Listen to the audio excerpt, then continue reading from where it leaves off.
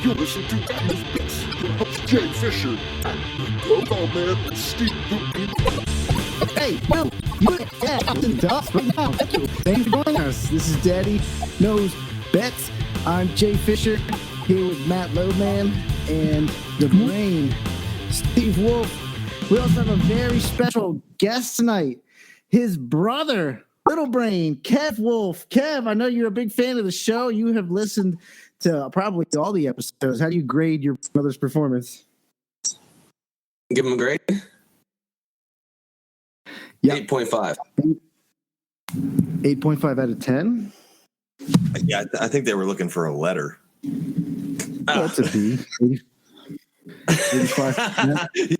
Yes, we'll go to B. Solid B. B plus. Wow. I'd say that's a B plus, actually. I think that's it's kind of crazy nowadays. It's a B, guys. 85 It's like is solid B. that's B plus. Oh, wow. Well, there you go. You got an average. Right in the Yeah, middle. I'm cool with it. Yeah, I'm good with it. It can always get better. Yeah, we'll work on it, Steve. You know, me and you will sit down and, I'll give you some pointers because obviously I get the A plus, right, Kev? Am I obligated to go with that? A plus. Yep. Got it. Does my evaluation come with a pay raise? No, actually, if Kev gave you anything under a B, I was going to cut you out of the podcast. But That's fair. All right. So we're here for another week then. Oh, you guys do this weekly? We'll try, but Steve's always got something going on. He ends up at the bar and like, oh shit, I forgot we had a podcast. Where he gets okay. Forgot we had a podcast. Okay, here's what happens. Steve even makes it here when he's throwing up Klondike bars. You move and lose a couple bets, and you're like, the world is over. Yeah, but tell him that. Steve is very dedicated to his craft. Jay, I would say I question his dedication. I'm here today. Okay, I can get the bar's open and shit. Still, but it was crap though. That's actually why he's. We're just on a Saturday night actually. I was on a whole other level, bro. I was on something else. Listen, that was going down in the best city in the world, where we were a face tattoo short of a movie. Oh, yeah. Yeah, we The Poconos? No, Boston, the best city. You did not drink 20 beers, did you? You're out of your mind. Okay. Kev, I'm sorry that Steve's lying about this, but you still get 0 points. You should get. I think 20 was going down as I walked into the hotel room and saw J. Will pissing on the hotel TV. Wow, yeah, this is getting wild, huh? I was not expecting J. Will's dick to make a guest appearance in this. Okay. Moving on. Come on, we got a whole podcast to get here, guys. How many marshmallows can he fit in his mouth at one time? 21. Drink. This is not right either. 72? What? Shut up. Many marshmallows? Well, you never specified, Jay. Were you talking like the roastable ones for s'mores or like the ones that go in your hot chocolate? I never specified. Can you specify what you were thinking? Yeah, I was thinking along the lines of nobody's ever figured out on their own how many fucking marshmallows fit in their mouth. So I just made a number up. You did okay. All right. Jay, it's the middle of fucking June, and I don't have any marshmallows in my house. I just thought you knew. I don't know. I was just wondering. Jay, how many can you fit in your mouth? The big ones or the little ones? The big I don't know, ones. four? Like 70. Shut up. Yeah, you're being modest now. You're ruining this for Kev. You're going to make him lose, and you're going to make all of our viewers listen to some calculus lesson or something. You got one more question, buddy. You got to nail this too. You got to get to 11 points. You got 9. You ready? All right, let's get it. All right. So, favorite baseball player is Ken Griffey Jr. Favorite celebrity crush is Carrie Underwood. And then obviously his sports god is Tom Brady. You got to marry one, fuck one, kill one. Put them in order. He's marrying Tom Brady. He's fucking Carrie Underwood. And he's killing the other. Ah, he nailed it! We did it! We have a wiener, and you guys are getting a podcast tonight. Thanks to Kev. I was seriously going to cut this shit off. You're welcome. Wow, that is impressive. Actually. I did not think that you were going to get up to. I mean, I thought that you would get. Honestly, I thought you might get the marshmallow one before you would get the celebrity crush one. I don't know why. Yeah, I don't know why either. You even had a trick question in there for you? Dang.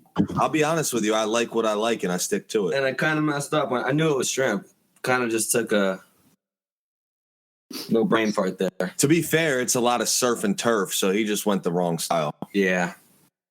Oh, see, I think that surf and turf, if you would have said that, I would have probably had to give you a point or 2 points, but you didn't. You just went steak. And, you know, also for Celebrity Crush, I would have also accepted Blake Lively, Steve. Am I right? Yeah, you damn straight. Damn, dude. I remember seeing her in that movie with Ben Affleck and John Hamm, and she was the manliest one out of all of them.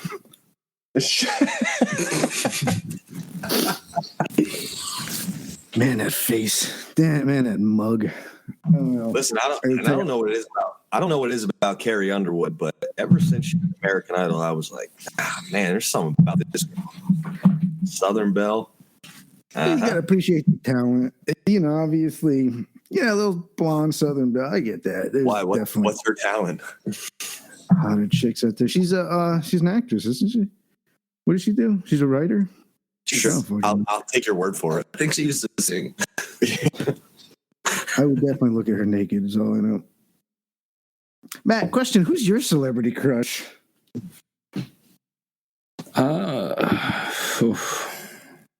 If you say your wife, I'm going to punch you. No. I would say these days, John Hamm. Matt strikes me as a Mila Kunis type guy. It's like more like an Ashton Kutcher type of feel. Yeah, Ashton. This is definitely getting cut out of the podcast. Can we just forget that I asked about that? That's really just trying to get you to chime in here, pal. I wasn't expecting to just look at you completely differently after that answer. Okay.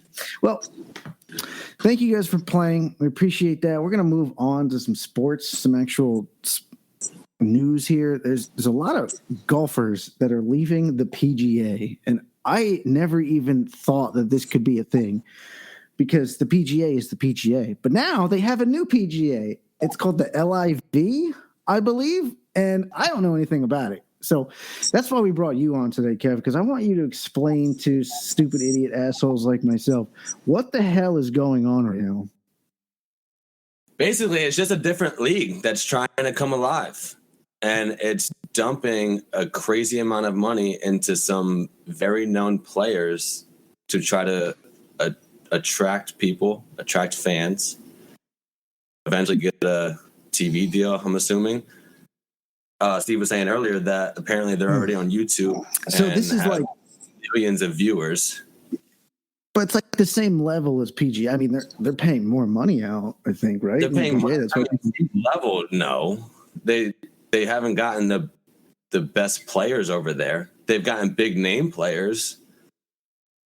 Yeah. But not every day I'm reading the best ones.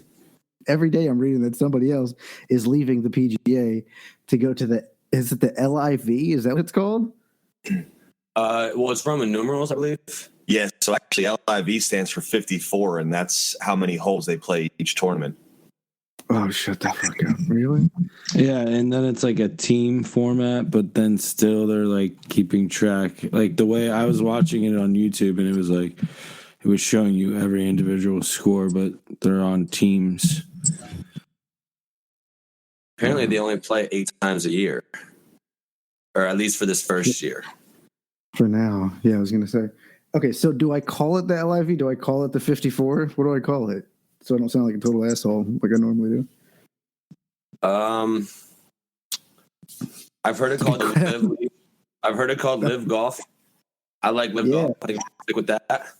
Live golf. That's what I'm gonna call it. This new golf league. Put whatever you want on it, Jay. There's a lot of golfers that are losing. I don't know too much about the PGA Tour. I don't know too much about these rankings and stuff like that. But every day I'm reading a huge name that I've seen before that I know. Bryson DeChambeau, I believe, is now leaving the PGA and going to the Live League, whatever the fuck you want to call it. Are you just voluntarily adding an E onto that? Yeah, I am. I don't know. What do you call it? The Live? I don't know. The Live League? Whatever it is. Let's call it the 54 League. The 54 League. Okay. The 54. That sounds weird. Like some stupid Netflix show. I like it. You want to put a twang on it all. So these golfers are leaving the PGA Tour, and the PGA Tour has tons and tons of events, right? One every week. They have tons of events. Basically, there's at least one every week. Yeah, because they have leagues for the seniors and leagues for the amateurs as well. Yeah, and you're saying that the 54 is going to only have 8 events this entire year, but from what I know, the purses are humongous, right, Matt? Didn't you tell me that? There's a lot of money. I mean, I think just for signing on, these people have been getting a lot of money depending on, who you are. And then, I think the purse is substantial. Oh my God. Because golfers make so much money. And especially when there's a different PGA event, like every week, how often do these golfers actually play in like a PGA? They don't play every week. Definitely not every week. I mean, you see a lot of these big names pretty often, but I mean, if they win a tournament, they usually take the next week off. Okay, but still, they play a whole bunch throughout the year. For sure, I would say they play 2 to 3 times a month, and they play 4 times out of the month. Okay, so they play definitely more than 8 events typically. Oh, 100%, yeah. So there's got to be some big fat signing bonuses, right? They're basically trying to steal all these players. I mean, you talk about like Phil Mickelson, Bryson DeChambeau. Let me find a list. I'm trying to find a list of these actual players here. Yeah, but Phil Mickelson is nothing more than a name. But he's obviously very involved in it. Yeah, Phil Mickelson is. But he's a guy. He's probably the biggest he's name. He's a guy, yeah. They paid him a lot of money to go hang out and play golf over there. For his name, basically. Yeah. Sergio 100%. Garcia, he's a guy. Sergio Garcia. Luis Oosthuizen is a guy. Yeah, these are guys that actually did compete in Dustin Johnson. PGA Tour. Dustin Johnson. He's humongous, right? Isn't he like one of the top golfers in the world? I don't know if he still is. He was. He's definitely getting up there compared to the other guys. Kevin Na is another name that I've seen before. Yeah, definitely. So I'd just like to point out, too, we talk about it almost every week here. You are worth whatever somebody is willing to pay you. And this is that one fat guaranteed contract that these guys are leaving the PGA Tour for. Dustin Johnson would probably have to win 50 tournaments in order to make the $150 or $125 million that Liv brought him over for. So yeah, just to come over and play. Now, every tournament that Liv has, no golfer goes home empty-handed. Even if you finish dead last, you're making $120K, which is absurd. Yeah, that's a lot of money. You should have seen my reaction when you said that. I was like looking down at my phone and you said 120K and my head just popped out. Like, what? Just for being there, just for showing up, you can just trick them somehow into thinking I'm a great golfer and get me on there.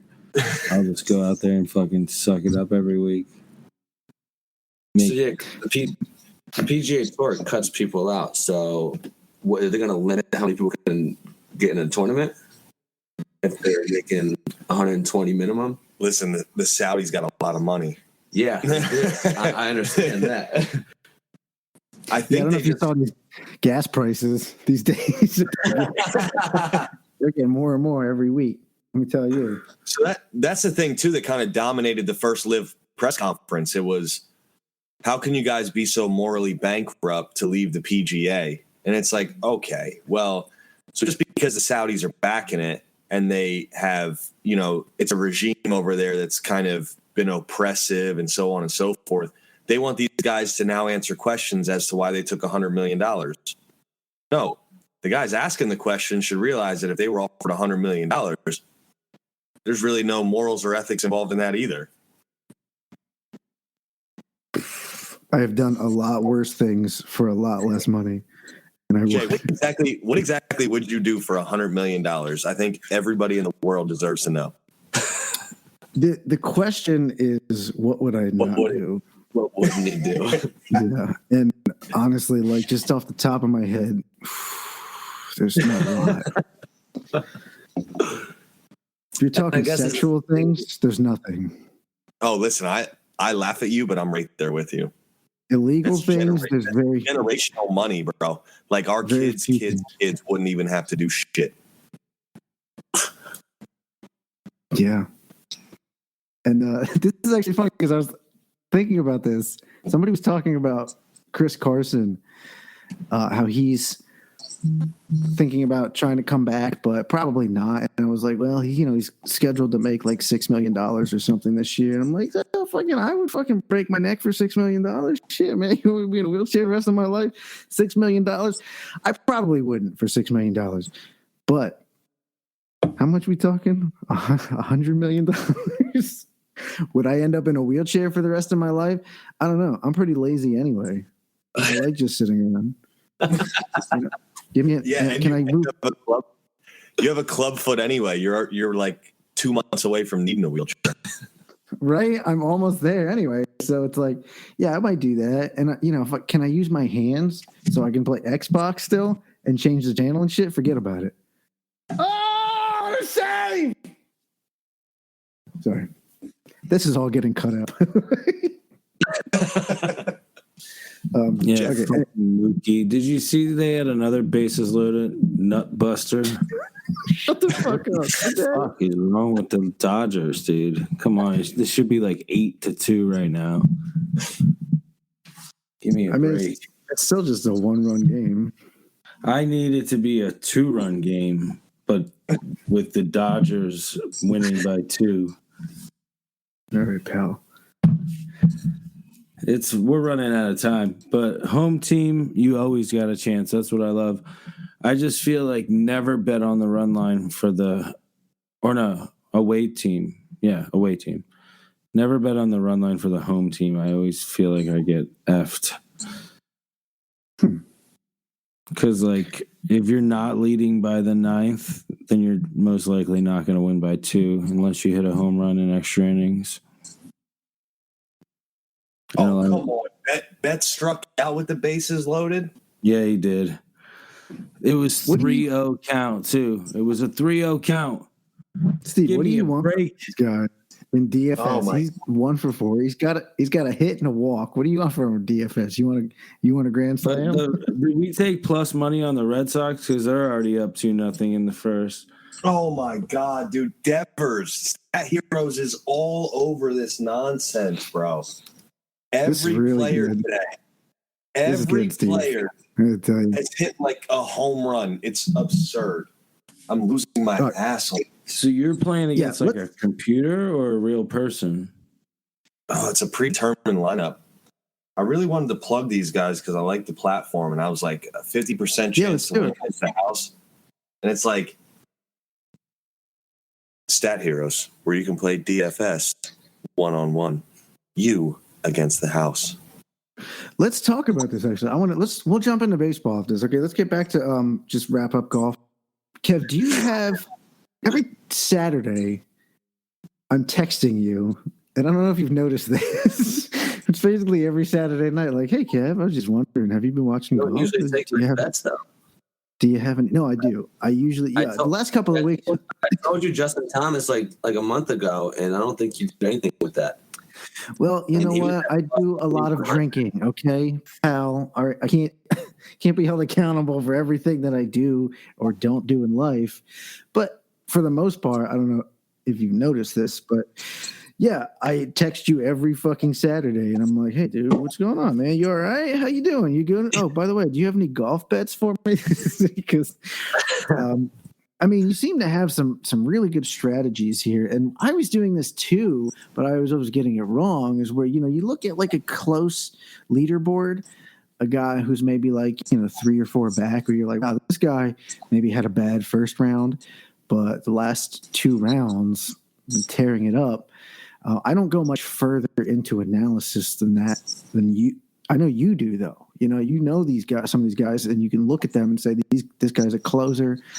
This guy might have had a bad first round or even a bad third round, but he's going to step up in the 4th round. So I would look at a guy who was close on the leaderboard, maybe getting something like plus 800. Take a couple of those guys.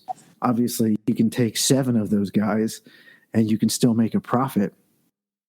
But I was hoping that you could share a little bit more of your insight. Do you have a particular strategy when you look at a close leaderboard like that? No, it's kind of basically what you said, but just Sunday's hard day to play. And the best guys come out on Sunday. And even though there's a lot of unknown names up there it's usually one of the guys that you've seen his name before that I come away with the win. And it's never lucrative to bet on the favorite in golf. They're always at minus or maybe a plus 110, which you might be okay with taking, but they'd have to be up a few strokes. I'm more of a guy that likes to take the guy a few strokes back that definitely has a chance. This weekend is definitely up in the air completely because the top 3 guys are all guys that are known, have won before, are playing really well. If I had to pick a guy out of those, I would take Justin Thomas just because of the odds. Rory's at plus 155. Tony Finau, who I like the guy. I bet on him actually like one of the few times he ever won, but he's normally just a top 5 finisher.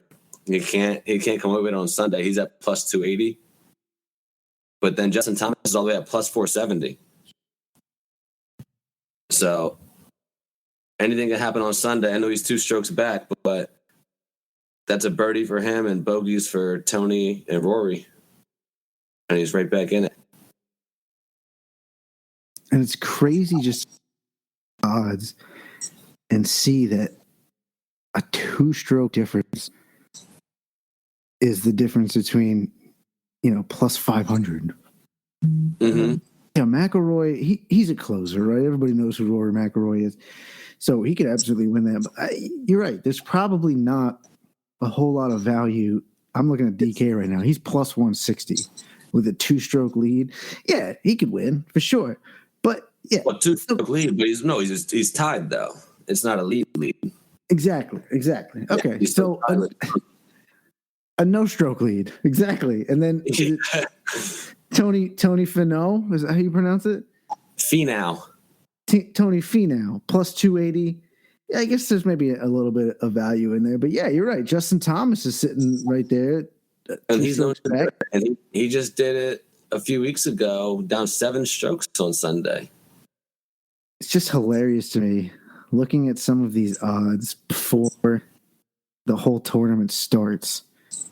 I can't imagine somebody picking a winner just looking at these odds and saying, "Oh, this guy's going to win a fucking golf tournament." Like this doesn't work, right? No, I don't think so. I don't do it. Not a fan of that for sure. Stay away from that shit. Aren't well, and it's a shot in the dark.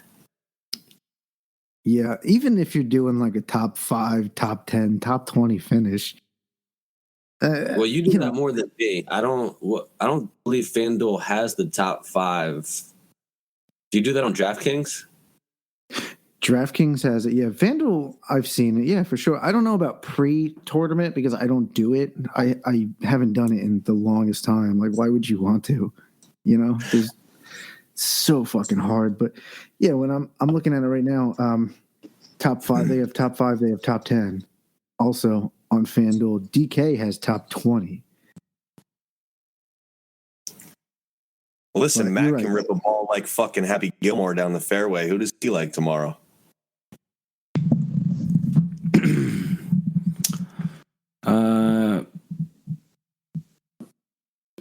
Yeah, I don't know. I think. Talk about a hole in one. Yeah, let's see Rory hold on to it. I'd like to see him not choke. Yeah, but you're not going to bet that at plus 160. No. Oh, yeah. I think I've already really lost it, but I might sprinkle a little something on. What's the odds for a playoff hole? Oh.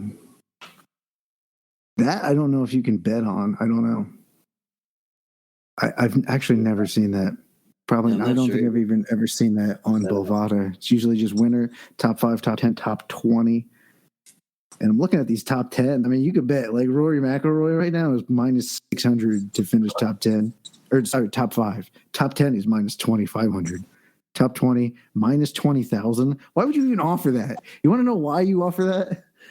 Because it's the fucking sucker bet, right? Yeah. And just You're hope he taking no chokes and risk. shoots like an 85. Yeah, you're taking no risk. You know why? Because you're not even taking a $20,000 bet on that. Assholes. But okay, so yeah, I like this. And then, Kev, I'm curious because I'm not gonna. I want to stop bothering you every Saturday. I want to take control of my own goddamn destiny at some point. For the love of Jesus, I am a grown man and I can do it. I can be an adult, but I do need a little bit of guidance. So, I was wondering if you could point me in the right direction. Are there a few guys that you see, especially right now and in the near future? You know, the closers that we're talking about, the guys that you see at the top of the leaderboard that really stick out to you that say, if this guy is, a few strokes back after round 3, just put some money on him. You definitely have Cameron Smith, Justin Thomas. Will Zalatoris is a guy that's a sleeper. And he's a little further down there than those other guys.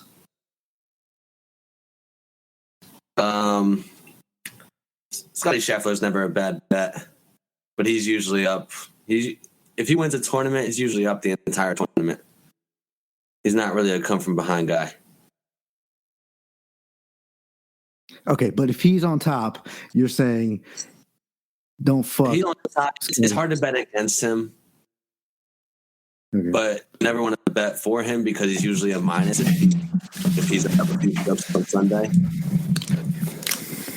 Well, this is the asshole that just blew the tournament a couple weeks ago, right? Yes, he did. He did, but that was up to the playoff as well. Oh, yeah. I think it was Sam Burns that came back on him. Yep. Scotty Scheffler. Yeah, poor guy, man. You got to feel bad I mean, for the Sam guy. Burns. Here's what happened. Sam Burns sat in the clubhouse for hours and then hit a fucking 39-foot putt for birdie on the playoff hole. Like, okay, what are you gonna do? Yeah, you can't. If you lose that way, what can you do, man? You just Well, you know what? The got to carry win, on. I remember and know you're the best golfer in the world right now. We were talking about that, though, how the wind was really going to pick up in the afternoon. So, like, fade these golfers that were teeing off after, like, 1 o'clock or something like that. And, yeah, Sam Burns just sitting in the clubhouse, probably not drinking a Coors Light. I would have been, but, sipping on whatever beverage, Shirley Temple or something, watching these assholes, all of them were fumbling around. It was amusing to watch. I love watching that. It's like it looks like my buddy's playing golf. Fucking cock. Did you guys see that yet? Yeah, we've seen it. God, fucking my ass. Oh wow. Mother God. Oh wow. Oh That's my devastating. God.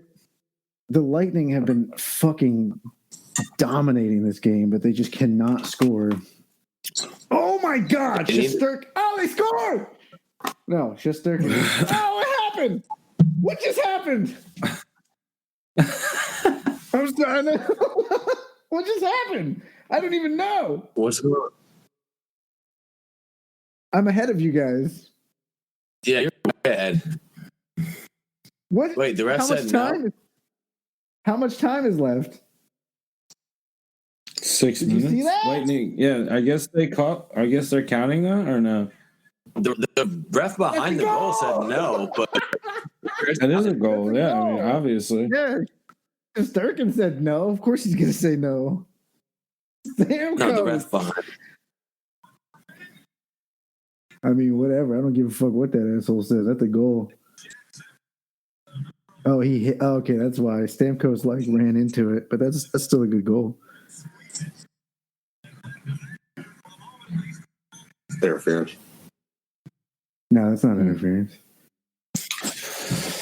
Yeah, we'll see what happens there.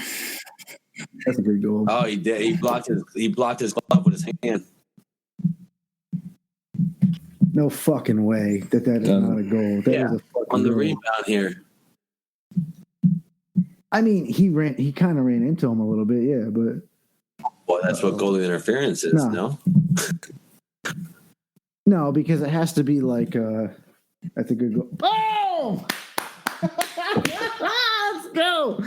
No, because interference. I've been watching like so much fucking hockey, and there's no goalie interference anymore. It doesn't fucking exist. You have to like literally be like have your hand up the guy's asshole and like massaging his fucking colon, so he's like, oh, it can't get this. There's no such thing. Anyway, this is a really good fucking segue right here. All right, well, thank you, Kev, for joining us for the golf shit. Let's talk about a little bit of fucking hockey right now, baby. The Lightning just took a miraculous 2-1 lead in Game 6 here, and I think that they're probably going to the Stanley Cup Finals, baby. Avalanche versus Lightning. Kev, who you got? I'm taking the Avs. Man, it's a fucking softball too. How many games? I'm gonna go. Avs would be the home team. Yeah. I'm gonna go 6 games. They win it away. Oh damn, Steve, how many you got?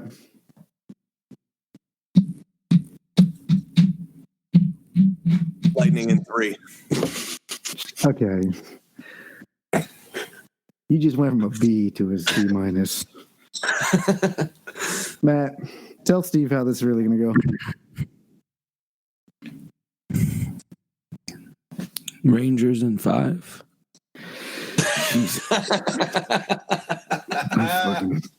I knew I should have stayed at the bar. I'm hopping on that one. Well, this game is not over Well, yet. I can't get odds on that right now. It's funny.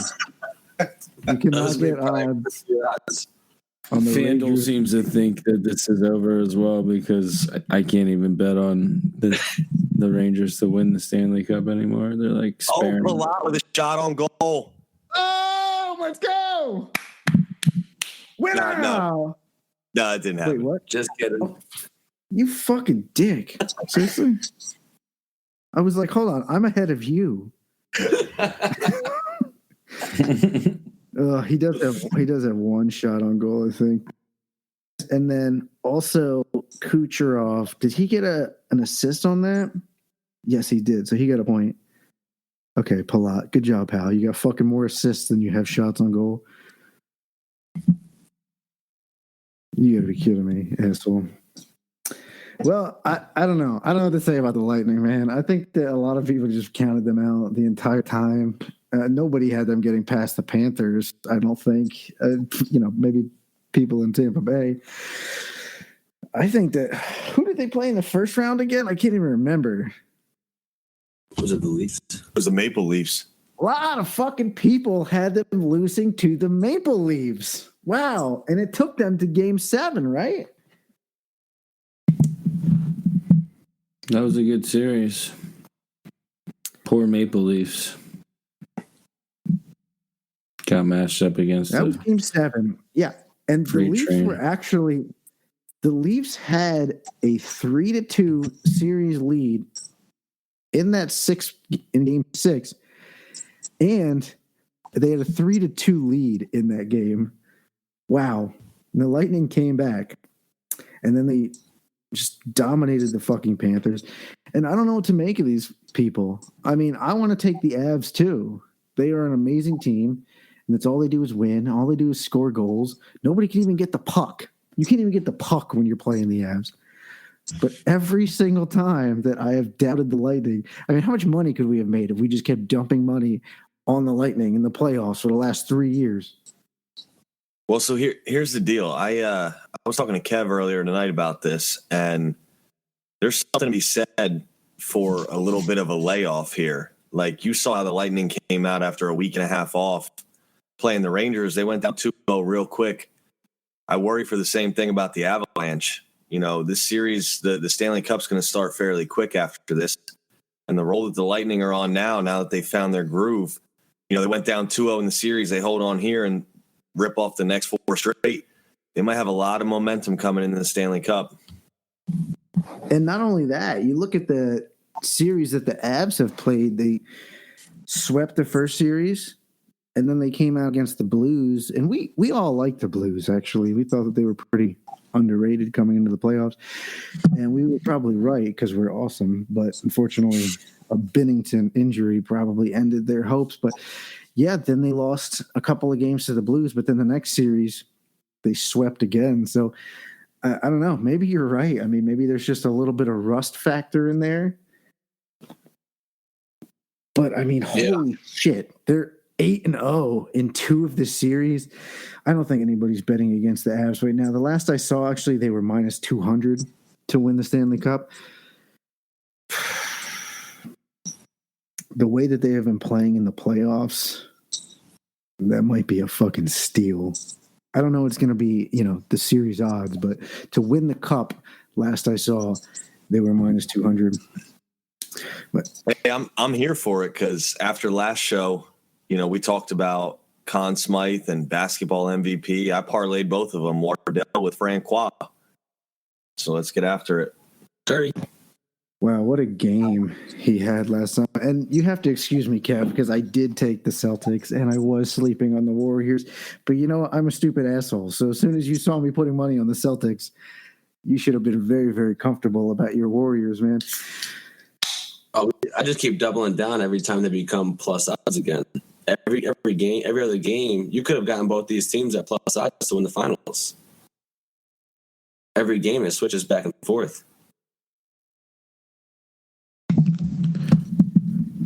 A lot of flip-flopping.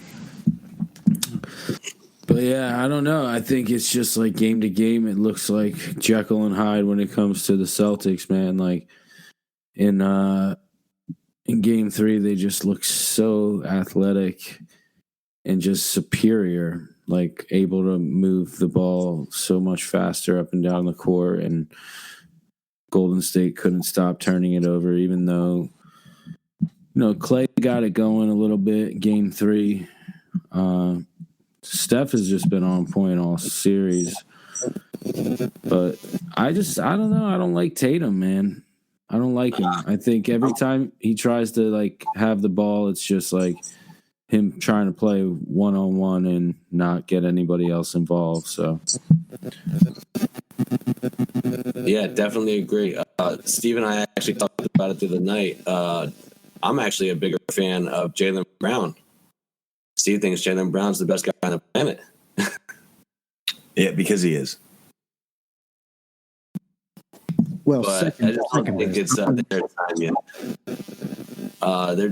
They're not ready for it. Coming down to a best-of-3 series here, the team with the better man usually comes out in it with the best guy, and Curry's clearly the best player on the court here. I'm riding the Celtics or the Warriors the entire way.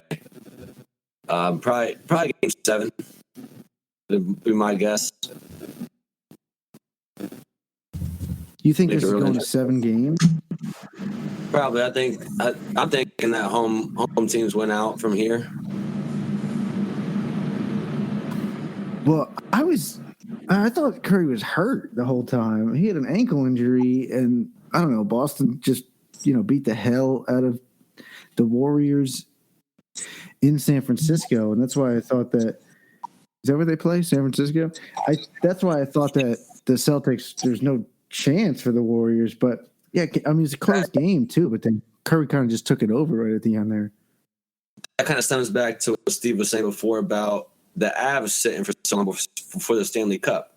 The Warriors sat for a while and did nothing, while Boston went to, I'm pretty sure, game 7s in every series. Oh, I felt and they just kept riding it. So the Warriors lost game 1, which was the game that they first played in a week, maybe a week and a half. And I knew it too. We were talking about it, and you said, "What'd you say? Take the Warriors in 3 games?" And I was like, "Haha, that's funny." But I'm just going to take them to win the series. And then they lost, the game 3, and I was like, "Fuck, this is not good at all." Yeah, and I bailed. Definitely not what the Warriors wanted. They wanted to take that game, but the Celtics came out looking better in game 3, like Ghost said. But it's kind of just been like back against the wall every time, and they just keep coming back and forth with it. We'll see if the Warriors can change that up because they're both the Celtics, I believe, are 7-0 after a loss, and the Warriors are 6-0 after a loss in the playoffs here. So we'll see if the Celtics goes to the team with home court then most likely. Yeah, I mean, to me, it just sounds like the sign of a good series. The fact that like every analyst like just keeps going back and forth after each game, not having a feel for who's going to be able to pull it out. So that excites me. Oh yeah, definitely a very good series. I actually might go as much as to say that Boston is probably the better team. Curry is just playing out of his mind and carrying the team on his back. And I think we touched on that last week. The gift that keeps on giving here is the Warriors' third quarter. I don't know if anyone's been hopping on that, but they just – I don't know what Steve Kerr says in the locker room every time, but when they come out, man, they just own the third quarter of every game. Yeah, they're absolutely amazing in the third quarter. Unfortunately, we only have a few games left, the most, right? But from now on, everybody take Warriors third quarter live bet. Yeah, you were getting plus odds on that last game, which is just crazy to me. Okay, so Vegas is sleeping on that, clearly.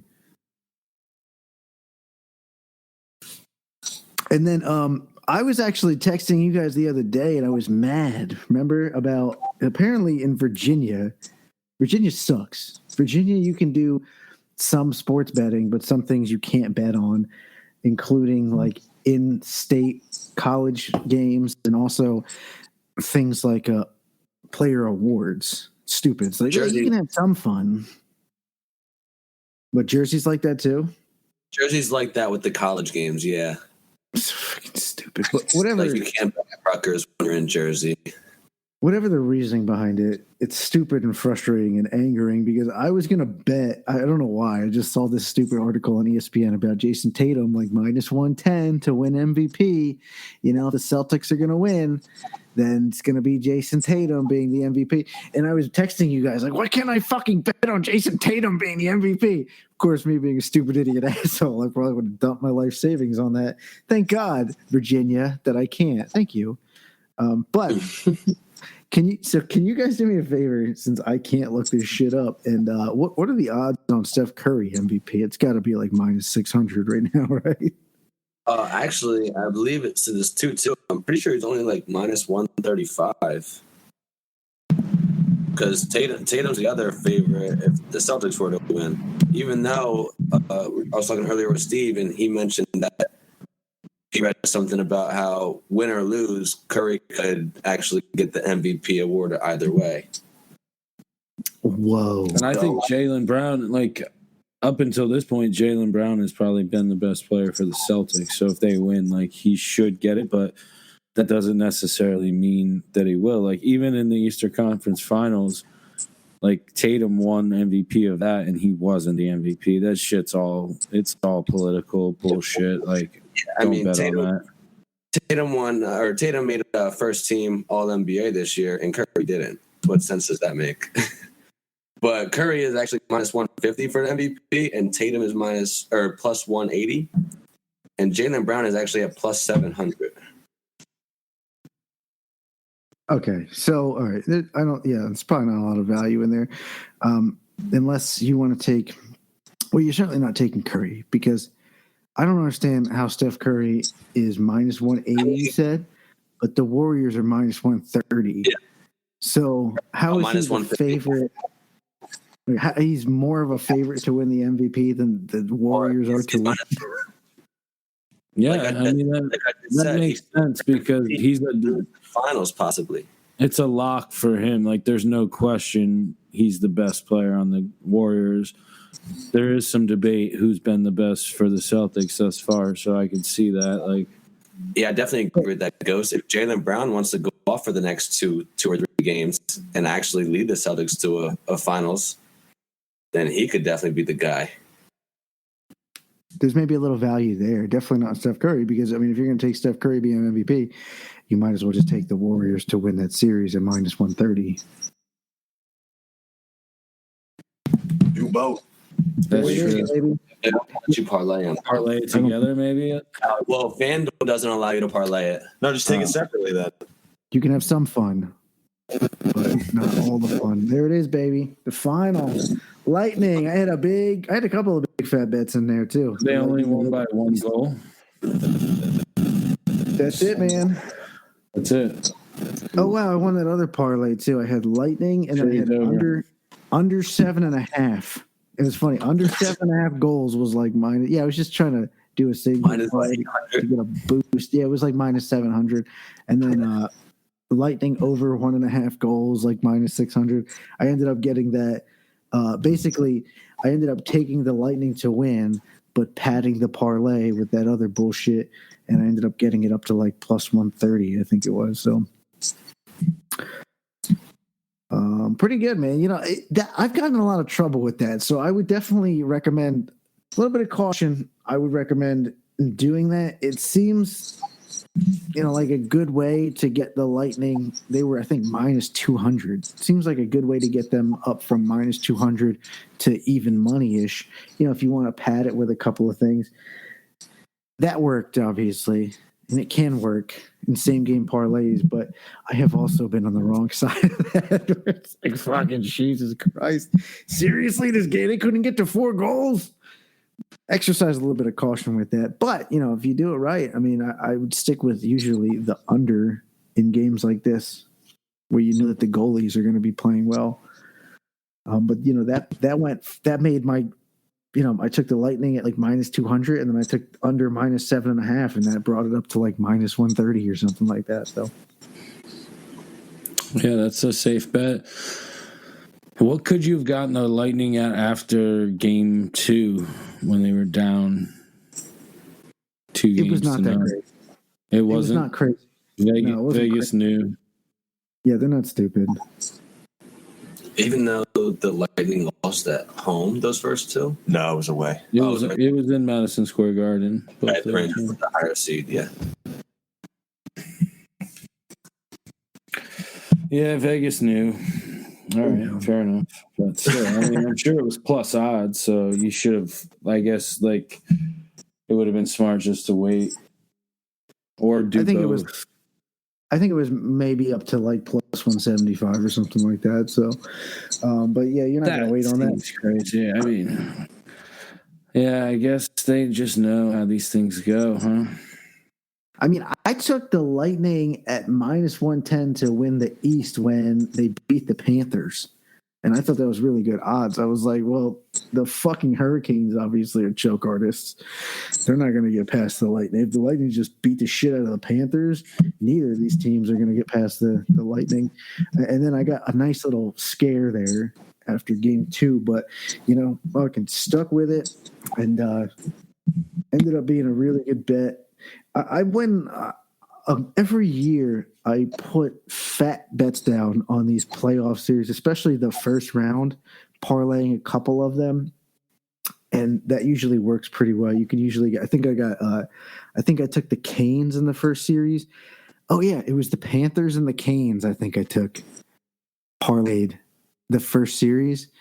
And then of course, both of these fucking teams give me the biggest scare ever. The Capitals come out looking like the goddamn 84 Oilers or something. And then the Panthers, obviously just look like shit. And then the Canes looked horrible on the road.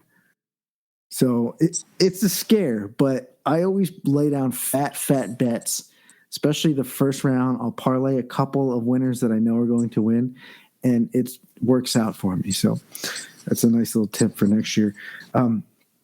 Anyway, we babbled a lot about hockey. We babbled a lot about basketball. Steve, I want to talk just a tiny little bit of baseball because baseball sucks and fuck baseball. And I don't really want to talk about baseball, but I think that we maybe have found a nice little strategy here. And I want you to share with our listeners about Stat Heroes. Can you tell them about the promo that's going on right now? So for those of you that like the DFS platforms, I know me personally, playing DFS on your big kingpin websites like DraftKings and FanDuel, if you don't have the type of money where you can dump in hundreds of lineups in the same contest, you're playing against professional sharks. So when you do that, your chances of hitting that big jackpot slim to none. So what happens is I was doing some research on some DFS sites, came across this website called Stat Heroes. Now, Stat Heroes is you versus the house. So it's DFS, still salary-based. They set a predetermined lineup that they actually allow you to view prior to the contest start. They have a couple of different formats. They have survivor pools, they have pick'ems, and they have regular head-to-head fantasy formats. Now, with that being said, being able to see their lineup ahead of time gives you a fairly competitive advantage for what they claim to be up to a 40% increase in your ability to win. Now, I don't know what type of analytics these guys are using. I can tell you right now, they're hard as hell to beat. Doesn't matter. Guys like Ghost and I, we watch baseball every single day. And regardless of what you think you know about baseball, these guys are on an analytics platform that is second to none. I mean, I played against 2 separate lineups today that they had. I think 8 of their 10 guys went yard. So I noticed this trend a little while ago. I was like, you know what? Whatever analytics they're using, they're far superior to whatever I can get my hands on. So I'm going to take whatever Stat Heroes. I log on Stat Heroes every day and go, okay, who are these guys all over? They're all over specific players. And I'll take that and I'll transfer that information over to the gambling side where I'll basically just take, total bases over or hits over. I mean, after today and getting my dick kicked in the way that it did, it's pretty clear that I might start using this as a home run parlay feature as well. So these guys I don't know where they're pulling from, but they're far superior than what the regular schmuck like me or you could do. So I'll be honest, I still love the platform DFS-wise because Stat Heroes obviously has to make some money somehow, right? So they're taking a 20% hosting fee on any cash play. But these guys are doing promos all the time. So I turned Jay on to, recently they were doing an NBA Finals, which I think they're still doing, where it's a 2-player lineup. As long as you beat their lineup, it's paying out 10-1, max of a $20 bet. You put up 20, you win 20 in cash. They're going to give you $180 in bonus money, which you can then play at any rate to convert that into real cash. This isn't just a first-time user promo, though. This is something that they do frequently. I know back when the NCAA was cooking, me and Kev, they were giving out $50 free bonuses for pick'ems. Just pick the right side. They give you $50 in bonus money. So They got a lot of good things going on there, man. I know that right now, currently, they're not available in Pennsylvania. They're available in Virginia and Illinois, where you guys are at, but we just have to simply go over the bridge to Jersey just to play. That's just for cash stuff, though. Any bonus funds I can do right from my house here in Pennsylvania. So I highly suggest any of our users check them out if you're in the DFS platforms, because head to head, it's the best chance you're going to have to win, man. It's you versus them, and you know what you're stacked up against prior to going into it. So, shout out to Stat Heroes for making a platform, and use what their analytics say as an advantage to transfer into the sportsbook side for betting. And this is fucking hilarious because you all thought this was going to be a plug for Stat Heroes. That's how it started out. And then we flipped it around to using them to make money off of them. And then it turned into getting free money from them. Yes, you get free money for DFS. But it is so fucking hard to play against these assholes because they are just awesome at what they fucking do. So forget about trying to play against these lineups that they have. Take these goddamn lineups and make money off of it. Holy shit. We're going to have to try experiment with this a little bit more. But from what I've seen, I feel like I might make fucking thousands of dollars just using this strategy. You know what's fucking funny too is that we talked about this. Every time I reach out to these guys, I communicate with these guys every other day, as fucking pathetic as that sounds, right? Because I'm like, oh, this guy got scratched. Let's figure this out. This lineup should be refunded, blah, blah, blah. So it's always the same two guys. I feel like this is how fucking Amazon started. I always talk with Jerry, or I forget the other dude's name. I feel like they're running it out of their garage, and I don't even know how they're coming up with these players. Just run a fucking subscription service at this point, right?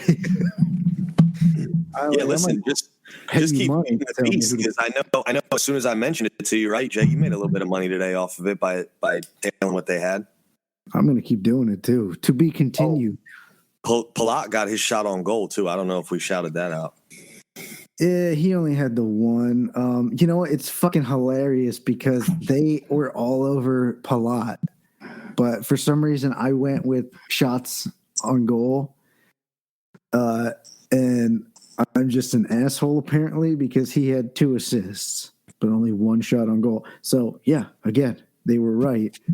But I somehow fucked that up. Man, these guys are good. Yeah, so to be continued, guys. Check it out. Stat Heroes.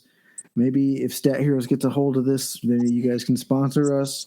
Or who knows? Maybe we'll end up sponsoring you bitches. Kev, well, we just called that sponsorship. I'm not going to email them this fucking thing. They're not going to hear this unless one of you assholes blows this for us. Okay? Every time that we do a podcast, an episode, I have to tell you assholes to stop doing something. Now I want to do something that's going to fuck things up for us. Right? Just let me do it. Kev, I've never asked you this. I know that you are a Warriors fan. I know you're a Chargers fan. And we're going to jump into the NFL. I'm a Curry fan, not like a bandwagon. Like I didn't hop on the team once. I just like watching Curry play. Oh, for real? Yeah. I thought you were like a Warriors guy. Right? You got No.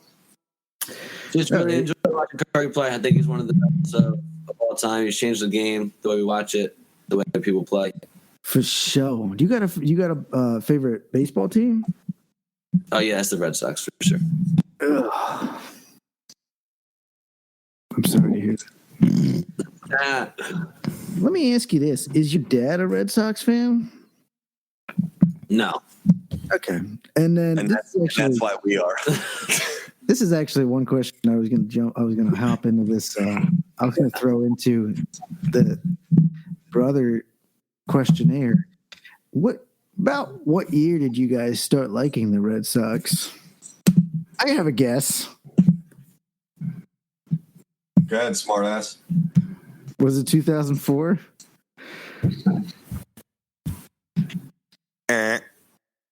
Drink.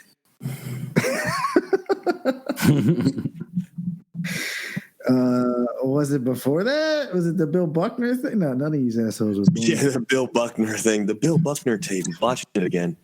Okay, No, so it's listen. I've been going. Me personally, I've been going. 1918? I've been going to Fenway since before there were Seafoam Monster. We're talking like 98, 99. Oh, really? Yeah, for sure. Weird. Okay. And then Matt over there is just wanted to chime in. He's a Yankees fan, by the way. So yeah, try to guess when Matt started watching them. The Yankees. I can vouch for this. Matt's dad is a Yankees. Matt's dad is a true blue New York fan all the way around. So maybe his grandfather is a bandwagon jumper. So hold on, that's like the measuring stick for fandom now. It has to be like hereditary. Your grandfather. Yes. Oh, Yeah, I mean, you can be a genuine fan of a team outside of what your family has liked. It just so happens that I have always stuck with that. No, that's definitely nothing against you, Ghost. This is a leading question and more of a loaded question to the Pennsylvania born transplant to Cali LA Dodgers fan. Oh, I fucking set myself up for that, didn't I? You know what? My grandfather's grandfather grew up a Dodgers fan. 1784, my ancestors came over on the Mayflower and the Santa Maria. We're going to cut all of this out. Yes. All right. Guys, I'm very sorry. I know this is taking very long. So let's do a quick, really deep, thorough dive in the NFL then. Yeah, buddy, we were going to do the NFC North. I don't know why. These assholes just want to talk about the Packers and shit. NFC North, the third on the AFC West. We That's are. fine. You're welcome. We're going to do the AFC West this week because, I mean, if anybody knows the Chargers, it's you. You're an actual Chargers fan, right? You're not just a Herbert fan. Yeah, I'm an actual Chargers fan since the Danny Tomlinson days. Yeah, Phillip Rivers, Danny Tomlinson, a little bit of fucking who's that wide receiver they had? Keenan Johnson. Vincent Jackson. There you go. Oh shit, man! They had Vincent Jackson, they had Antonio Gates, they had fucking LaDainian Tomlinson and Phillip Rivers. How did they never win a fucking championship? I don't know. They just couldn't get it done. Ugh. Well, I gotta tell you, man. God damn it. Dang it. I'm a big fan of Justin Herbert. When he was coming into college, and Steve, I know that you know this, I was talking so much shit on Justin Herbert, and I was like talking, and Tua. Remember, I was like, dude, Tua's going to do stuff. Justin Herbert, I was like, I didn't really see anything special. And then the Dolphins drafted Tua before Herbert, and I was like, see, I told you. But it turns out that not only are the Dolphins complete fucking assholes, but I'm also a complete fucking asshole. Apparently, Justin Herbert is the real deal and the future of the NFL, man. Do you think that the Chargers seriously can overtake? Seriously, betting money. We're going to put money on this fucking thing. Tell me your confidence level about the Chargers winning this division. I'm extremely confident. I mean, I think that the Chiefs losing Tyreek is going to show the true colors. I mean, Tyreek even came out today and said that Tua is more accurate than Mahomes. Now, take that how you want, but that's a bold statement to make. Very bold. Devontae Adams also compared Derek Carr to Aaron Rodgers, and I think that these guys are just all high or something. This is a crazy fucking division, though. I mean, I'm a favorites guy. I like the Chiefs. Of course I do. I don't know why. Andy Reid plus Patrick Mahomes equals winning, but I think there's a lot of hype surrounding these other teams. I think that the Chargers last year, if their defense didn't suck so bad in some of those games, that they could have definitely won that division and made probably a deep run in the playoffs, but their defense was awful. They made a lot of nice moves, though, this offseason. to bring in some defensive pieces. They did. They brought in Khalil Mack, help out on the defensive line. J.C. Jackson, I believe, right? That was a big get. Yes, for sure. Lockdown corner. That's where we're probably struggling the most. Khalil Mack, a little bit over the hill, maybe, I guess. But Your mother's over the hill. Exactly. And she don't even have a chance at double-digit sacks. Khalil Mack does, and he's playing alongside Joey Bosa. Opposite side, Joey Bosa. Yeah, so and J.C. Jackson, that was a huge get for real. I think they had some injuries in the secondary last year too, I believe. Man, you really got to like what they did defensively. I don't think their offense is really an issue, right? Their offense is going to be explosive. Their offense is going to be really good. You need a defense in the AFC West. You need to slow down Mahomes. You got Russell Wilson there now. And also, Derek Carr has a brand new toy in Devontae Adams. I was actually looking at this. The odds, Derek Carr to win, to lead the league in passing yards, I think was like plus 2,500. That's actually a little bit sexy, right? You don't want to take favorites for leading the league in passing yards. You don't want to take Mahomes at plus 200 or whatever it is because of injuries or shit like that. But Carr puts up numbers. Worst quarterback in his division. Okay, that's not really like a put down. It's not an insult when you're talking about with Mahomes and Herbert and Russell Wilson. Yeah, very true. Unfortunately, the Chargers got to deal with this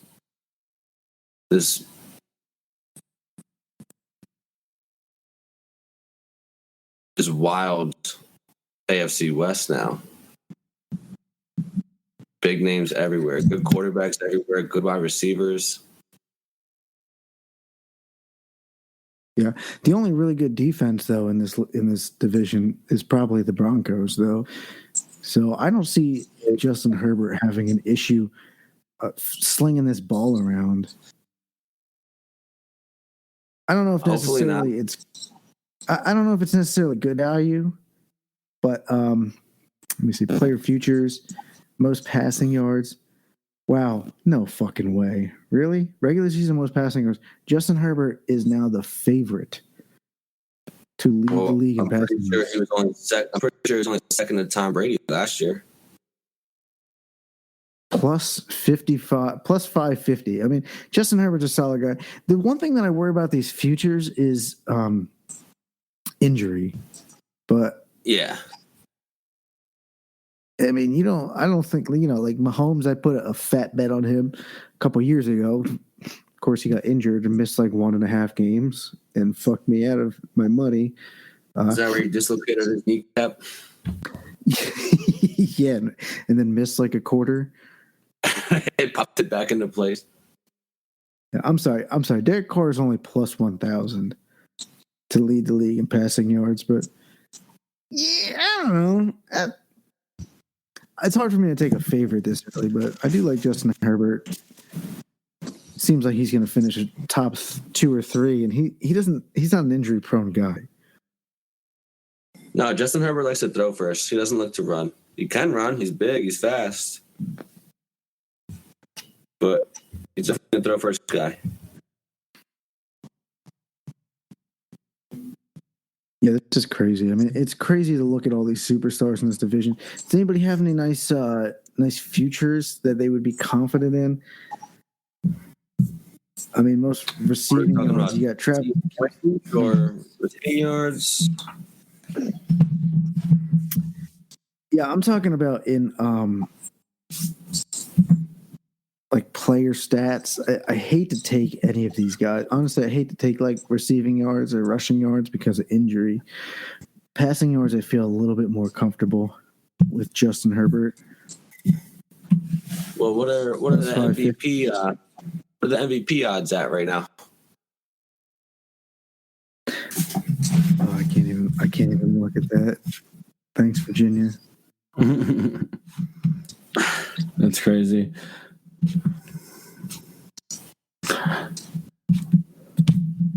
I'm on FanDuel, and for MVP, let's see here. Regular season MVP, it's Allen is the favorite. Mahomes right behind there. So let's see. You can get Herbert at plus 1,000 on FanDuel. He's fourth favorite. Or fifth. Rodgers is ahead of him. Okay. Rodgers is ahead of Justin Herbert the same, plus 1,000. Because that can't happen. Fucking fade Aaron Rodgers. He doesn't have Devontae Adams anymore. This is a guy who threw for like 27 touchdowns a few years ago before they drafted Jordan Love. And then he was like, oh, maybe I should fucking play some football now. I like the Justin Herbert for MVP bet. The one thing that I'm concerned about with these futures is injuries, but I'm not really concerned about Herbert getting injured. Jay. Yeah.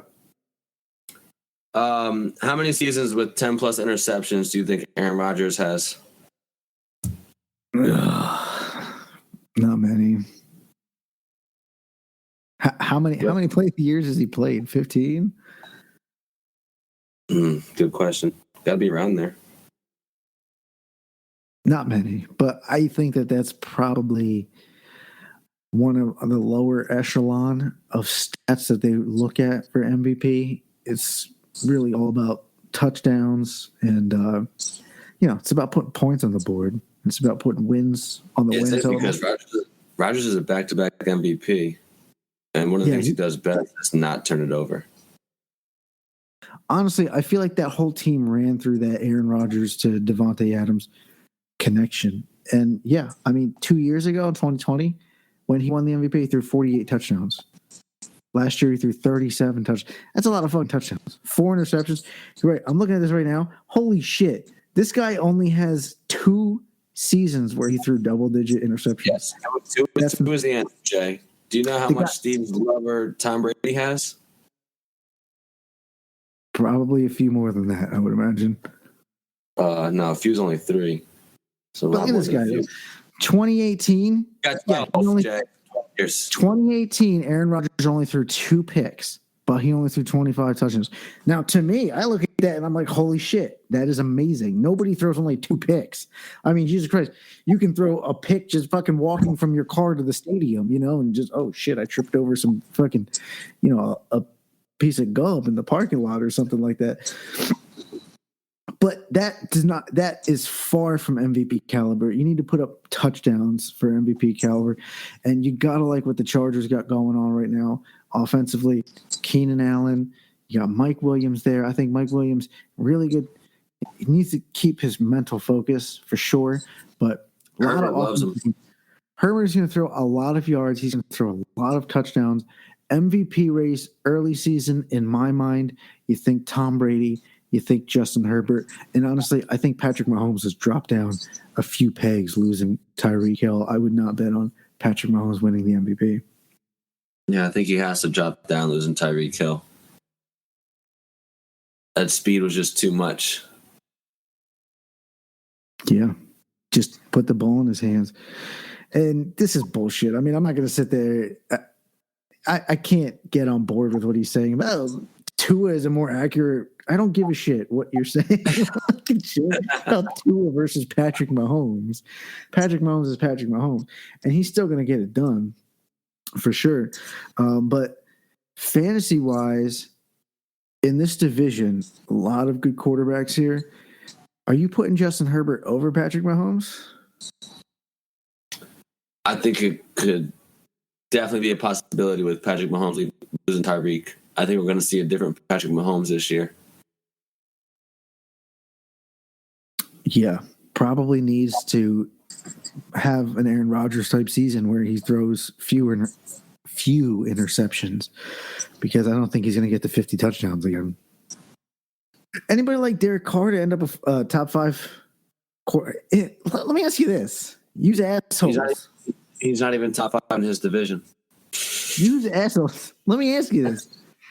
What are the odds? Could it happen that all 4 of these quarterbacks end up in the top 5 this year, fantasy quarterbacks? I mean, it definitely could, right? How much money? Give me an odds. Give me odds. Plus 500? Well, so you'd have to think of who could beat them out. 2 other guys you have to think of. Josh Allen's one of them. Brady, Rodgers. It's too tough.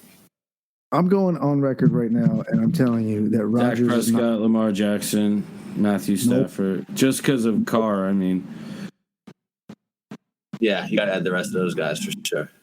Derek Carr is going to end up a top 8 quarterback this year. Hey, if you can't, Jay, if you can't find that on any book, I'll take that action. All right, I want even money. I'll give you minus 110. Derek Carr is going to end up a top 8 quarterback this year. And who are these other assholes you were talking about? Aaron Rodgers is not going to finish in the top 10. Josh Allen. Why not? Aaron Rodgers is awesome without Devontae. Aaron Rodgers is not going to end up a top 10 quarterback this year. Derek Carr will absolutely 100% end up a better fantasy quarterback. Devontae's going to take a dip. He's not going to be Devontae Adams anymore.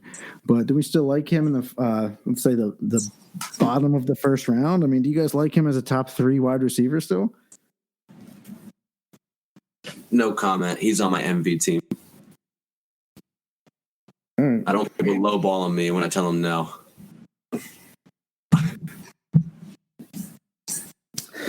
I will say one thing about your MV team. I look at the rosters all the time, and I go through them, and there's a lot of good players all spread out throughout the teams. But then I look at your team, and I'm like, holy fucking shit. Like, how is this team not in the championship game last year? I mean, you had some fucking superstars. Devontae Adams, you had Deebo Samuel, you had Austin Eckler, you had fucking Matt Stafford and Russell Wilson at quarterback. You had Antonio Gibson, a couple of solid tight ends, I think Zach Ertz, Logan Thomas. Well, Antonio Gibson didn't really do great. I started the wrong quarterback every single time. That's a problem I have with two of these quarterbacks. That's what happens. Nothing really came together. There's always just not enough points. Hope that turns around this year. We'll see. I was fucking shocked just looking at your roster. Oh, Michael Carter had some nice games too. I mean, you had some. You think that you would win like half of your games just alone on having Devontae Adams and Deebo Samuel. I mean, I'm looking at this roster and I'm thinking to myself, this is probably going to regress from here, honestly, because Devontae is not catching passes from Aaron Rodgers anymore. He's not going to be, I don't think he's going to be a top 3 wide receiver anymore. And news actually just came out today. Deebo Samuel, the 49ers told him that he's not going to be used as a running back anymore. Holy shit. This was a really good team last year that absolutely should have done a whole lot of shit. And I think it's going to regress, but you got a lot of good players. And Austin Eckler, I mean, he's probably the running back to own in this division, right? In the AFC West. I would think so. Do you think even in the half PPR? Do you think he's going to like Javonte? You like Javonte to outscore Austin Eckler? They did re-sign Melvin though, didn't they? Yeah, that's the problem with Javonte, right? He's not going to get the lion's share. If he got an Eckler share, then yeah, I like Javonte just as much, to be honest with you. I like that kid's style of play. Yeah, and he's solid. He's got a solid build too. Eckler scares me. He's small. He's a small guy. He held up last season. Oh, you like his build, do you? Yeah. I like his trunks, you know. The cut of his jib. And he's just built. He's built solid. He's got a solid frame. He's a workhorse running back. Austin Eckler is just a tiny little thing, and you worry about him staying healthy. I mean, just if he could stay healthy and just do what he's been doing, great. But do you think that the Chargers are going to try to limit his touches a little bit this year and maybe give some more snaps to somebody like Larry Roundtree? Well, they drafted a running back this year. Yeah, Roundtree sucks my balls, right? But Isaiah Spiller probably going to get some touches there, right? I'd hope so, yeah, because Eckler's definitely don't want to overuse him before the playoffs. Hopefully they can make it this year, but yeah, he's definitely a guy that you worry about injury with how small he is. Just a wee little lad. Yeah, he misses games. I like Isaiah Spiller as a nice little, I like him as a handcuff for sure. If he's one of those handcuffs where you feel like, if he's sent up to lead duties, that he's going to end up being maybe a league winner.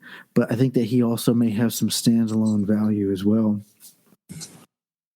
Oh, speaking of running backs like that, how about Ronald Jones over in KC? CEH is not the answer, right? Who the fuck spends a first-round draft pick on running backs? I don't fucking know. CEH, not the answer, and he can't stay healthy. Ronald Jones is there now?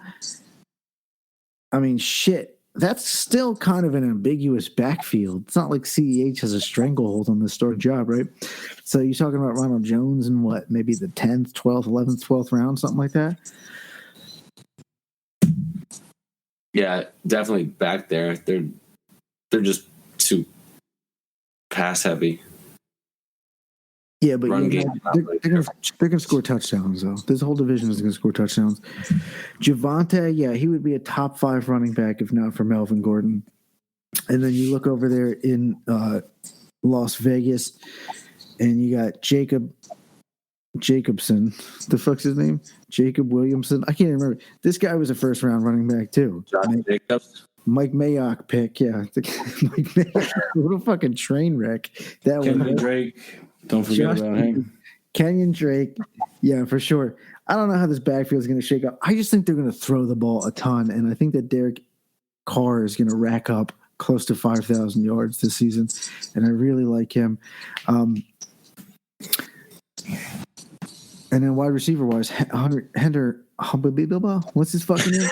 Hunter Renfrow just signed a nice fat deal. This is a great deal, right? How old is he? He's a little bit older, but he's not that old. I think he's like 26. I think he came into the league like an old guy, and then he signed a 2-year deal, so he's only going to be, like 27 or something like that by the time that he's ready for another fucking deal. This guy was solid. I think he ended up like a low-end wide receiver 1 last year. Yeah, he was a steal in redraft. Does someone have him on a contract right now, or is he going to be a free agent? He's a free agent in Envy. And then ended up, let's take a look here. It's funny because I look at Hunter Renfrow, and if you take away the athleticism, he's you. He looks a lot like my brother, right? Have you seen? I don't know if you've seen my brother or a picture of him, but yeah, you look at them, Noobs. He looks just like Noobs. I'm actually going to see him next weekend. I will send you guys pictures back to back. He didn't end up a wide receiver 1. What the hell was I talking about? Now he ended up like a Jesus, where's this asshole? Oh, hey, I just emailed Stat Heroes. Shout out to my guy Nick, because that's Jerry's sidekick. He got back to you on a Saturday night? Oh, yeah, for sure. I emailed him at 10:23, and within an hour, he emailed me back. He's like, yeah, no problem, Steve. We're going to credit you that. I was like, dope. Ask this guy for more stuff, too, like a gift card to Olive Garden, Amazon, or something like that. Hey, by the way. Maybe a free T-shirt. Nick, Jerry told me that you guys were giving away gift cards. I'm going to reach out to these guys, see if they want to give me some reads, and we'll plug them.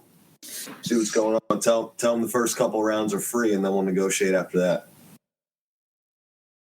Well, I think it's not a wonderful free. idea. Not free. Number 12, wide receiver 12, Hunter Renfrow ended up last year. Holy shit. This guy catches balls. He catches touchdowns. Oh, okay. 12, exactly. That's not bad at all. He's a wide receiver 1. Yeah. So he's exactly like you, catching balls. Again, with the sexual innuendos, Steve. You know, we're going to have to cut you out of this podcast if Nick is going to give us sponsorships. Well, I'm pretty sure Jerry's the brains of the operation, so kind of like Ghost. I mean, they don't call me the Ghost for no reason. All right. Well, I kind of lost track. Anybody else? All right. So, anybody have any sleepers here in the AFC West that they look at? I'm looking at these Chiefs wide receivers because I think that Mahomes is going to do still a bunch of stuff. I don't know who it's going to be. You got hold on. You got MVS. You got Sky Moore. One of these wide receivers is going to pop. Who's it going to be? Sky Moore. Come on, man. Hold the phone. I got to talk about something real quick. So are you guys aware that the Denver Broncos just sold for $4.6 billion?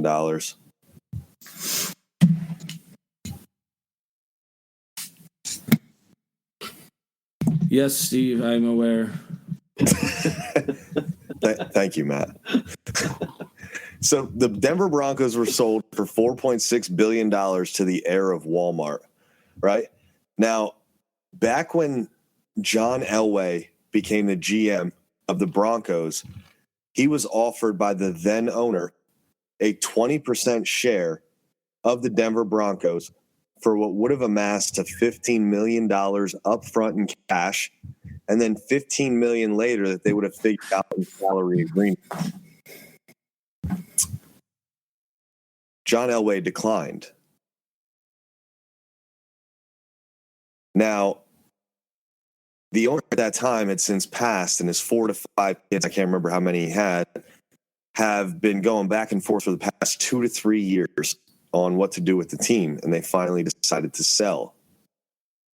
Now, because Forbes had the Denver Broncos listed at like $2.5 to $3 billion as their net worth, it far exceeded that. John Elway decided to take what would have been a $15 million cash investment up front and declined it, which would have equated to $900 million with the pending sale of the Broncos. That is a substantial difference. I agree. But this man, John Elway's net worth is $145 million. Why would you not invest $15 million into the franchise that you fucking bled for that many years? That's piss. I get it. But if you won like a big jackpot, like a Mega Millions or just something like a huge slot machine jackpot, would you take the payout or would you just take the lump sum? Oh, so annuity versus the payout? Yeah, you have the choice. Like if you win the lottery, you can take the lump sum, which is substantially less than what the actual jackpot is, or you can get paid out over like a 20-year period or something like that. Yeah, so I have to actually read the nuances of that, because if the annuity requires me to stay alive for the next 20 years, See, that's the thing. I know how I treat my body like shit. I ain't making 20 years, dog. So yeah, just take I'm the gonna have to money. get that money now. I agree, but I get Ghost to your point here, right?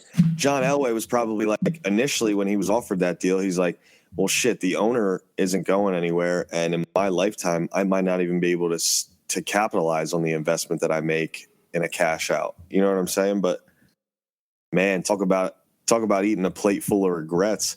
Not only did he miss out on the $900 million that he could have made, who's to say that his job is even safe with new ownership coming in?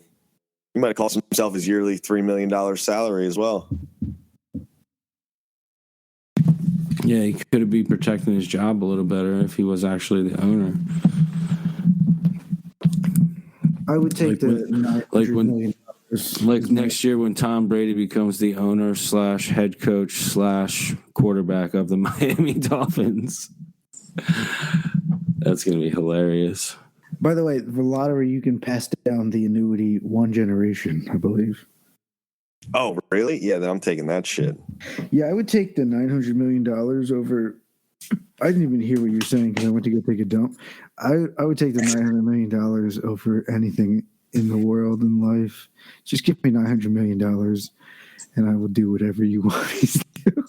Yeah, but that's the thing, right, Jay? If they told you $600 million in a lump sum versus $900 million in an annuity, you're still taking the six?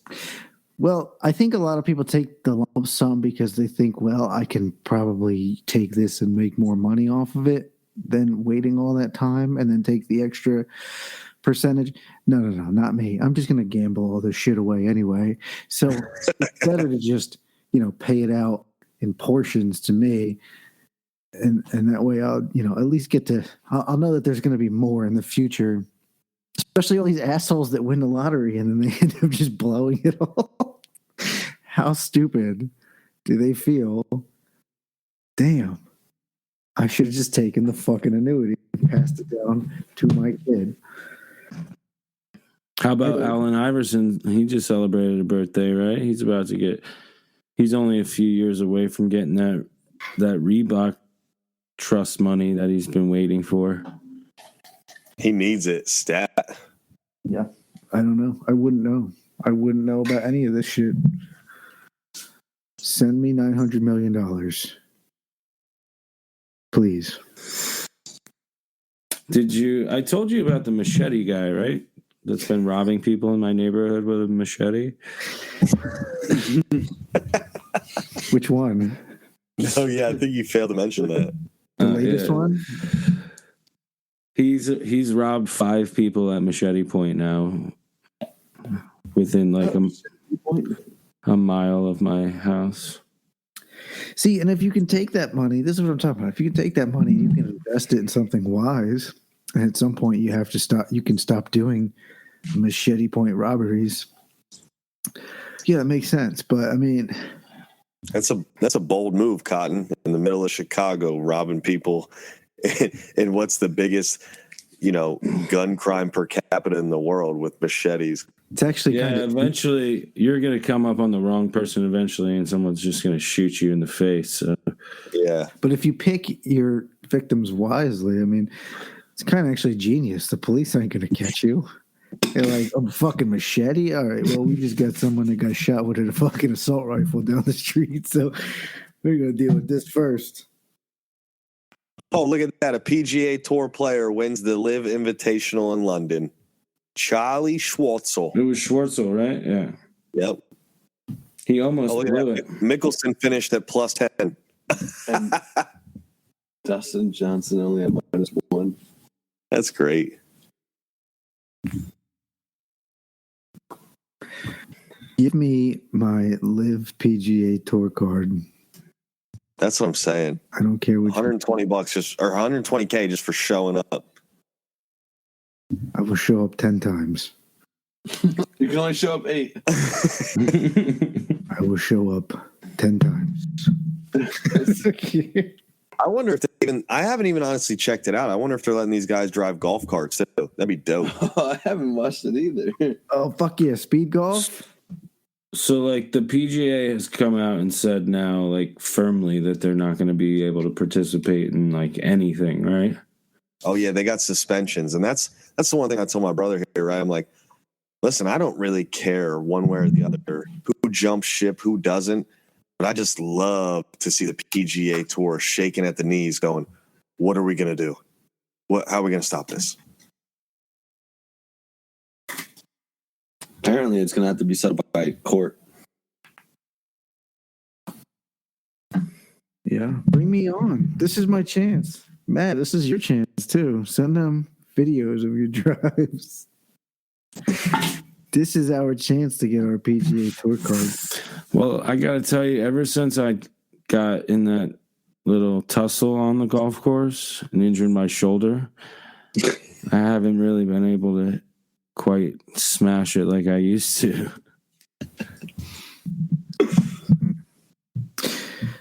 Do you think that maybe you just thought you were smashing it harder than you actually were? Yeah, I'm like evaluating that course that we played, Jay, and like I think some of those holes are pretty short. So wait, it was the one time that you based it off of? It's just that one. Don't you remember I drove the green on that one par 4? I mean, I remember you. Yeah, you were smashing, but I thought that you made it seem like you were doing that all the time. You're telling me there was just this one fucking round that you based this off of? And you thought you were just the best driver of a golf ball ever? I mean, it instilled a lot of confidence that round, but there were more rounds. Well, there's length, and then there's also accuracy. And if I do recall correctly, I do remember you taking a lot of mulligans. A lot more than we were supposed to be allotted. But you said I was good. I never said Did that. you guys read that thing I sent you? Oh my God. About parking in the handicap spot near the first tee box and then having a caddy that... Oh, yeah. Yeah, that was hilarious. And then bringing a caddy that was dressed completely inappropriately and knew nothing about the game. Oh, man. Jay didn't read it. I guess I missed that one. Damn it. Oh. Sounds like the read of a lifetime, too. Well, yeah, it doesn't sound that funny when we're sitting here talking about it, but in the context... Really? Why is that, I wonder? In the context of an official letter from the PGA, and it's saying that that this was the behavior of a person in an event, or like I think it was like a U.S. Open qualifier or something. If you're gonna send me something funny to read, don't make it an entire letter. That's just a little tip. I did read the first sentence or so, something about, hey, guy. And I was like, well, this is a lot to read. So I didn't read it. All right. Justin Herbert for MVP of the world. Book it. Yeah, this was a lot less productive than I thought it was going to be. This talk about the NFL. Do we have any fantasy sleepers or any busts? Or does anybody have anything productive to contribute about the AFC West? Yeah, somebody should watch John Elway closely for the next several days.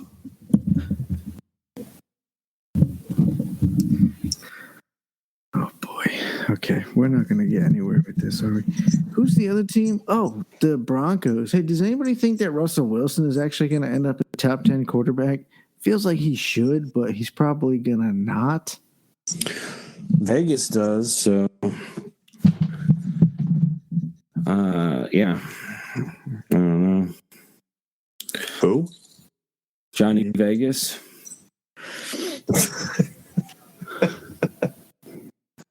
This guy, I know. I went to high school with him. Good dude. He's high on Russell this year. Did you also see that thing I sent you to on Twitter? We're in Broncos country now, or something like. Oh yeah, where they're doing the promo for like the what stadium. A dork. I don't care. I mean, Russell Wilson, like, I respect him as a football player, but he's such a dork. Oh, that guy would kick your ass, though. I think if there's any NFL quarterback that I might have a shot against, like, beating up, it's probably him, honestly. Oh, Daniel Jones. Oh, yeah. Maybe Matt Ryan, too. Matt Ryan seems like a pussy. Yeah, and Tua. Okay, let's not fucking... beat around the bush here. Any of these quarterbacks would kick the living shit out of you in a foot Absolutely not. Absolutely not. fight. Yeah, Daniel Jones looks like a pussy, but he's like 6'2", 220, with a rocket laser arm. He would punch you in the face before. Are you trying to tell me? Are you trying to tell me that Ghost couldn't beat the brakes off of flabby Mac Jones? Actually, I'm gonna take that back. I think maybe Matt Loman, the Ghost, versus Mac Jones, that might go 12 rounds. But I still think Mac Jones would beat the shit out of you. I think that most people would beat the shit out of you. I think that most women would beat the shit out of you. Maybe that's just the way. Yeah, it's just a lot of people's perception of me being an overall beta. And we're all wrong, I guess, right? I just don't see it. But 2 people called me a beta in one day, so I don't know. And they weren't even together. And what did you do about it? 2 separate instances. I've never heard that. I've never even heard of that ever happening. That happened to you twice in the same day. And then you probably just went home. Yeah. Yeah. Well, I'm sorry to all our listeners out there. I thought we were going to talk about some productive things, some good insight for you. We don't have any. Honestly, I thought this was a hell of a show. Matt's a beta. Steve's a beta. Kev's a special guest. But no, Matt's a beta. I'm a master beta. If you guys are betas, what does that make me? Yeah, I don't even know. Oof.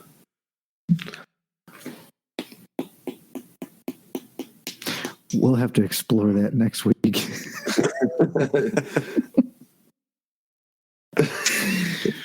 That's a new question for Twitter. Matt's a beta. Jay is a fill in the blank. Well, thanks for joining us, Kevin. Appreciate you, Ghost. Thanks for having me, guys. Yeah, we really appreciate it, even though we know you're never going to come back. Oh, I'll be back. We apologize. We had a lot of fun, though, man. I had fun. I enjoyed it. Yeah, was we should amazing. do this every day. All right.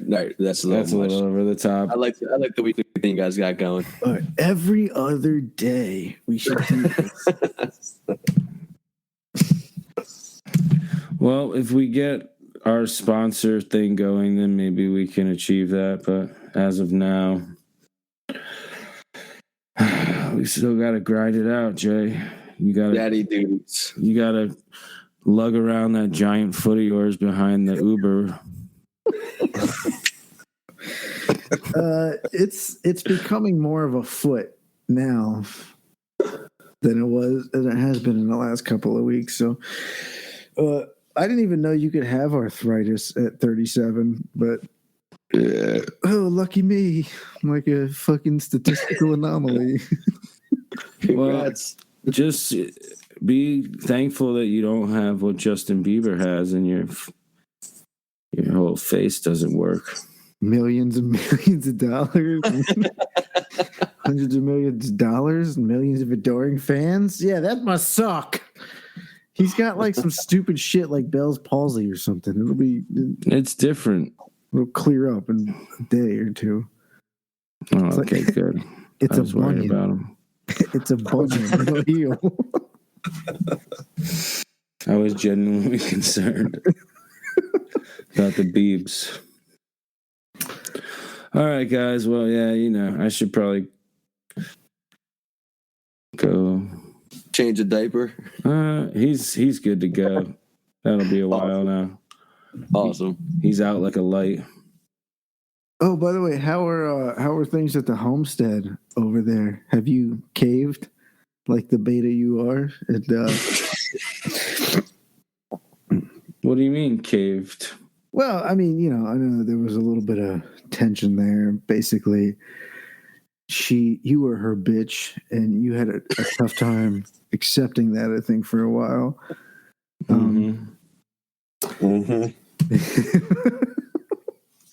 Have you starting to accept it though now, right? Yeah, it's getting easier to digest, but still, like, I have my moments where I'm like, no, I'm free. but you're So not. that's where the conflict arises, is when I talk back. Oh, yeah, man. Yeah. I mean, that's that's 101, I believe. Being in a relationship with a child, that's just. She's letting me go golfing next Sunday, which is Father's Day, right? Next Sunday, the 19th. Yeah, is that right? Father's Day coming up here. That's your present. I was letting you. Yes, my birthday and Father's Day are all within a week of each other. Actually, my birthday is Monday, and then Father's Day is the following Sunday. So we got a lot planned. But Father's Day, she's just letting me go play golf, so I'm pleased with that. Boom. Oh boy. The more you lube it up, the easier it is to take.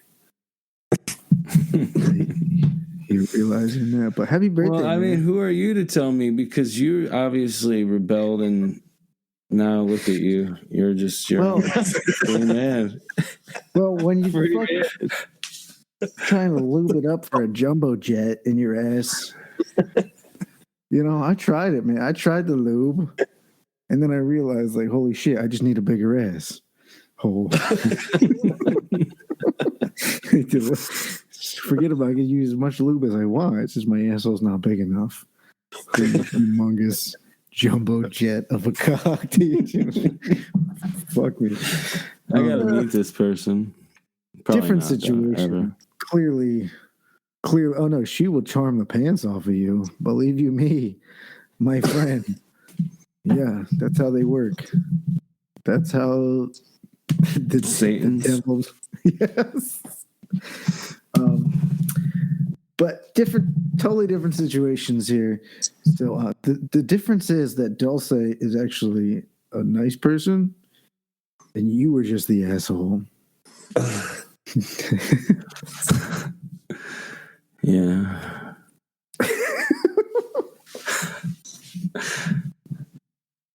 Yes.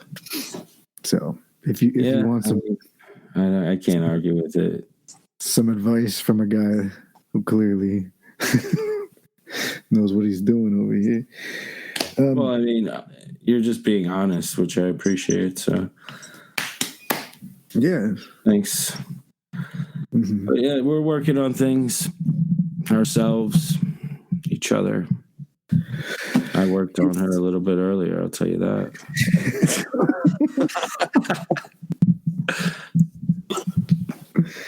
She listened to this. She listened to this podcast, right? I let her listen to the stuff about the hook arm guy. She thought that was pretty funny. She got a good kick out of the hook arm guy. I mean, in hindsight, it was funny, but at the moment, it was rather. I'll laugh about it now. Yeah, but at the moment.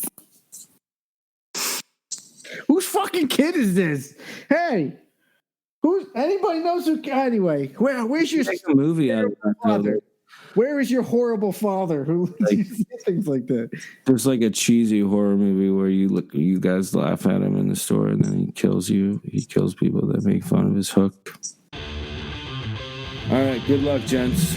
Love everybody. Thank you, our loyal fans and listeners, and our now sponsors of the thing. Heads up to podcast.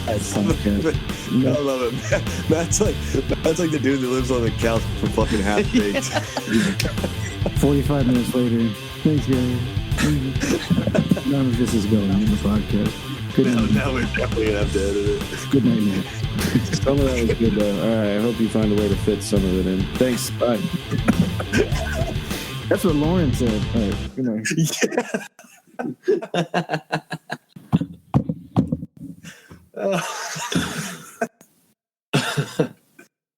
Wait, are we out of here? I thought you cut the whole shit.